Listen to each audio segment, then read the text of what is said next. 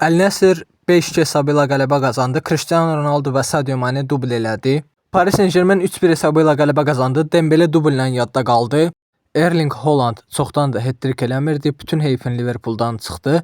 Erling Haaland Liverpoolun qapısına 3 dəfə yol tapdı. Manchester City Liverpoolu yerlə bir elədi. Manchester City 4, Liverpool 0. Bununla da Manchester City kubokun yarımfinal mərhələsinə yüksəldi. Freiburg 2-0 hesabı ilə üstün olduğu bir oyunda Bavariya ilə qələbəni son dəqiqələrdə əldən verdi. Freiburg 2, Bavariya 3. Bayer Leverkusen Wolfsburg'un daşının üstünə daş qoymadı. Bayer Leverkusen 6, Wolfsburg 3. Chelsea də çoxdandır 7-0 hesabı ilə qələbə qazandı. Chelsea 7-0 hesabı ilə qələbə qazanaraq kubokun yarımfinal mərhələsinə yüksəlir.